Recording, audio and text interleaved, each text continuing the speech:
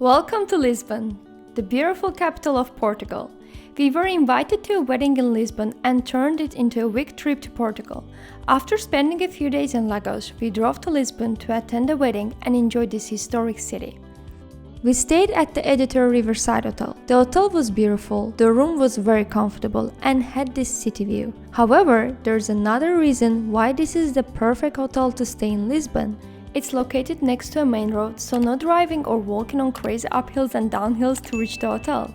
It's also located in the Santa Apollonia train station, so the train, metro and bus stations are seconds away. There are two huge parking areas across the road if you're traveling by car. I recommend this hotel to anyone visiting Lisbon. You can visit almost all key points in Lisbon in a day. The catch is you have to start the day early. I woke up at around 6, took a bus from Santa Apollonia to Praça da Comércio.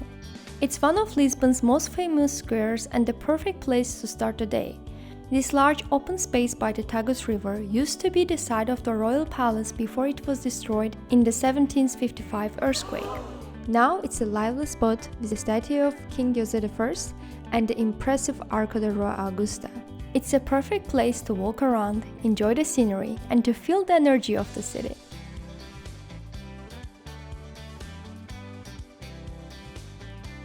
The Arco da Rua Augusta was built to celebrate the city's reconstruction after the earthquake.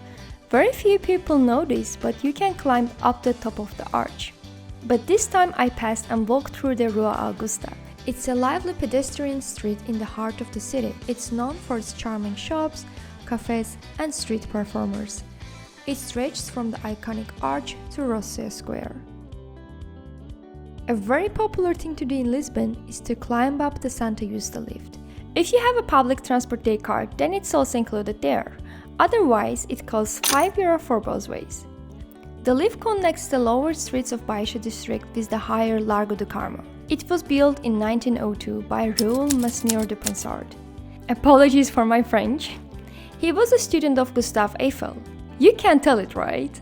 The lift provides not only convenient mode of transportation, but also a place for a panoramic view of the city. That's why it's very popular among tourists and gets very busy with long queues during the day. Luckily, I was the first visitor of the day at 7 a.m. If you're visiting this lift for just a view and don't mind a bit of walking, then you can also follow this route to avoid crowds and save the ticket cost. Walk to Largo do Carmo, turn left next to the Archaeology Museum and follow this route. And voila!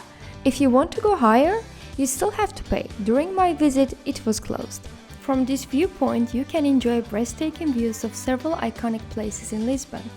This include the expansive Praça da Comércio, the picturesque rooftops of the Baixa district, the St. George Castle, and Rocio Square, with its beautiful wave-patterned pavement.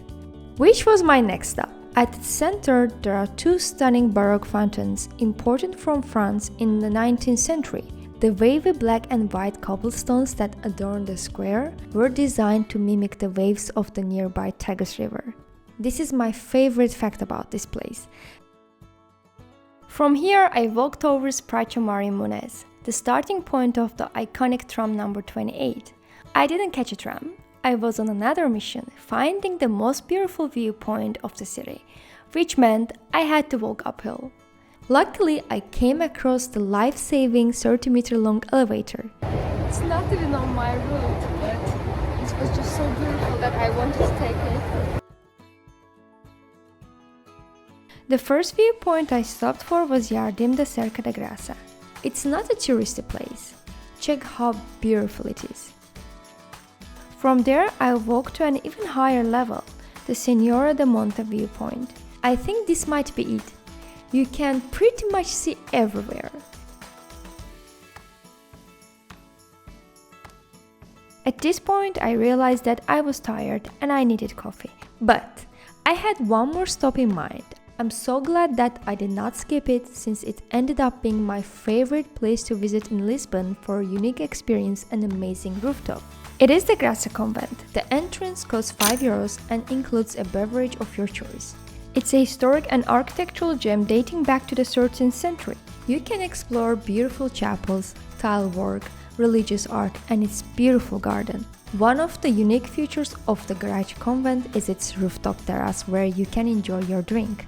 The terrace provides one of the best panoramic views of Lisbon. Honestly, this is my favorite viewpoint. I was surprised to see that there were very few tourists during my visit. It was around 11 am, so perfect time to meet my husband for brunch.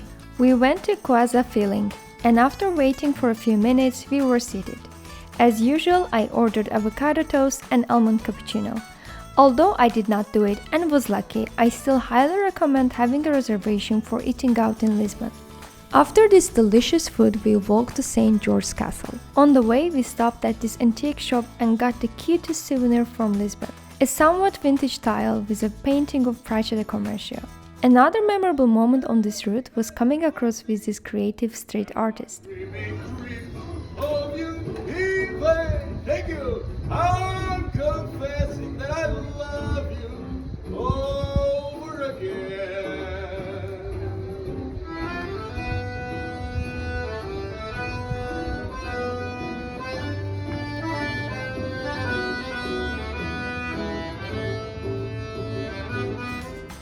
The castle's walls and towers offer a panoramic 360-degree view of the city, the river, and beyond, making it a fantastic spot for photos and sightseeing. Inside the castle, you can explore archaeological ruins, walk along the ancient battlements, and visit the castle's museum center to learn more about its past. The castle grounds are also home to lovely gardens and open spaces where you can relax and enjoy the views. Oh, also, do not miss out the camera obscura, an optical system of lenses and mirrors that provide 360 detailed views of the city in real time. Taking videos and pictures were not allowed, so got this image from their website. It's worth the wait. I love Lisbon. It's my second time here and this city still impresses me with its hidden gems and street art. We walked to Largo de São Vicente, where the statue of Saint Vicente stands proudly. There is this beautiful tile store right around the corner. We were lucky to also see an artist working on his new art. I would probably bought more tiles from Lisbon if I had space in my backpack. After that, we visited one of the most picturesque places in Lisbon, Santa Luzia Viewpoint, located in this beautiful garden. It was filled with locals, tourists, and street artists. And here's our last historic stop in the city. Lisbon Cathedral. It is the oldest and most important church in the city, dating back to the 12th century. It stands as a mix of Romanesque, Gothic, and Baroque styles, reflecting its long history and various renovations. The cathedral has survived earthquakes and sieges, making it a symbol of Lisbon's resilience.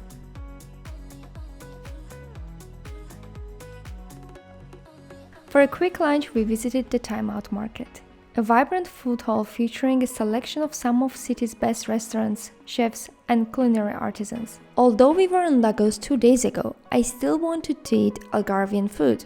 Needless to say, it was delicious. Our next stop is Belém, and the best way to get there? Electric scooters. Or we thought so. We first got them via Bolt and immediately regretted it.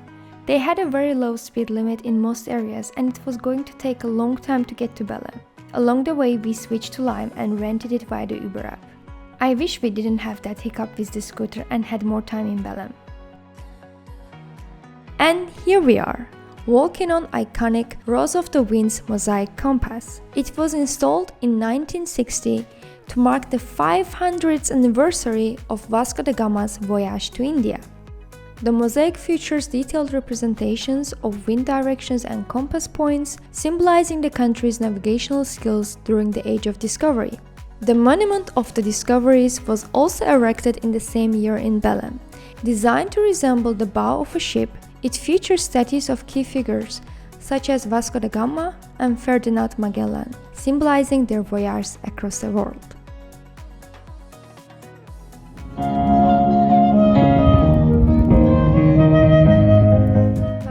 It was already past 6 and we missed the opening times of Hieronymus Monastery. Well, now I have an excuse to visit Lisbon again. But there is one thing in Belém that we made sure not to miss: tasting the pastel de nata from historic Belém pastry. The Pastéis de Belém is known for its iconic pastel de nata, a traditional Portuguese custard tart. Each pastel de nata is baked to golden perfection. It should be enjoyed warm with a sprinkle of cinnamon and powdered sugar. Before heading back to Lisbon, we also visited Belém Tower. It was built in the early 16th century as a part of the city's defense systems and played a crucial role in Portuguese maritime explorations. It's one of my favorite sites in Lisbon. At this point, we were tired and took a taxi back to the city. We entered Rua Augusta and started our search for a dining place. We found these amazing street photographers. I always wanted to have these old newspaper-style printed pictures, and it's tip-based. You can tip as much as you want. Don't miss out if you ever come across similar photographers. We did not have any reservations, and after some research we decided to dine at this place. We ordered some starters, house wine, and grilled seafood. You can see me having the best time. After the dinner, we wandered the streets of Lisbon and enjoyed its lively stores. I hope you enjoyed this vlog on a day in Lisbon and found ideas and inspiration for your trip. Do not forget to like and share this video and subscribe to my channel to not miss the coming adventures. Happy travels!